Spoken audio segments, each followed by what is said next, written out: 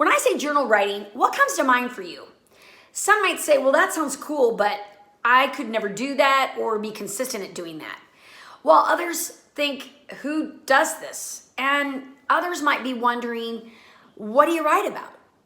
In today's Worry-Free Wednesday, I'm sharing my story and journey on journaling and the 4 steps of journal writing that I use and why I think you might want to try it to gain more peace and clarity in your life.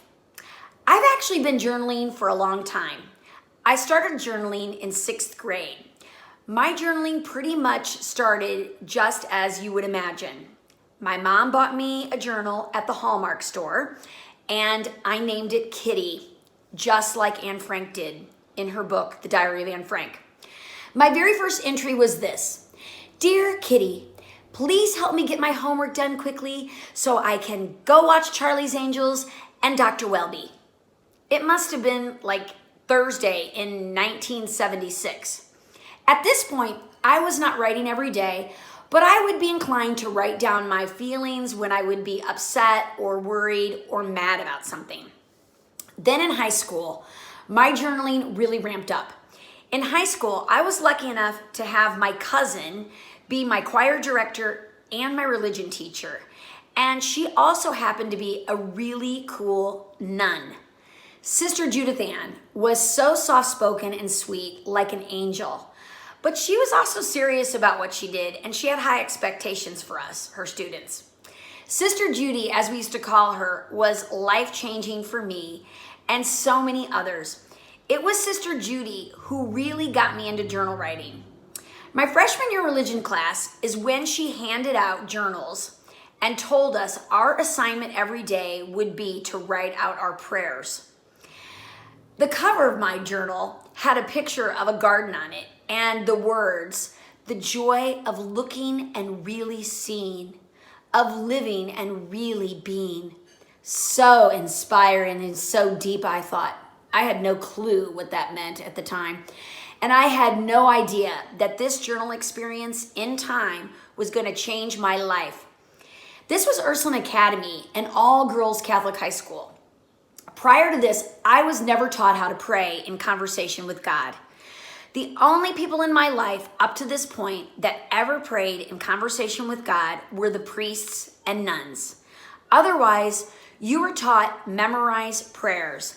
And unfortunately, I had no clue what I would be saying when I would be spouting these prayers out. And I certainly had no idea what they meant. This journal writing in Sister Judy's religion class was game-changing.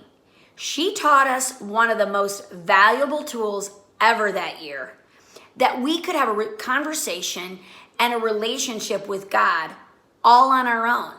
And it didn't have to be difficult. And it didn't have to be guided by someone who was extra special like a nun or a priest in order to reap the benefits. So I've kept up this journal writing now for the past 44 years. And this has allowed me to grow in my relationship and tap into the energy and power with my superhero I call God. Writing is one of the ways I know he communicates to me.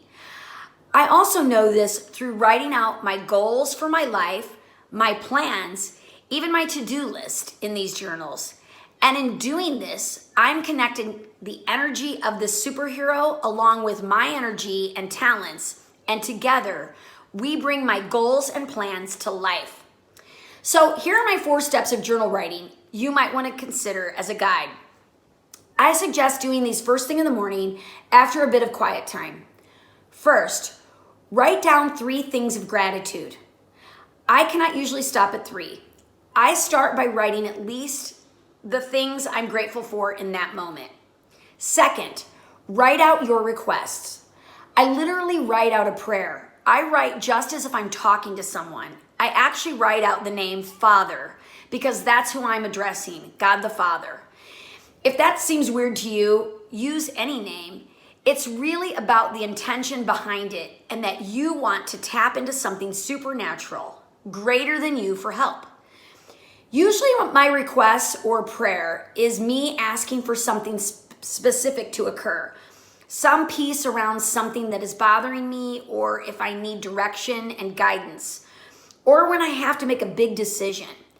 This is when I'm feeling like I really need a superhero's help. Third, keep writing. After I write out my requests, I will just continue to write my feelings and thoughts about my requests, how to handle a situation, or what direction to take. I start writing down my thoughts I have on how to solve the problems as if I'm giving myself advice.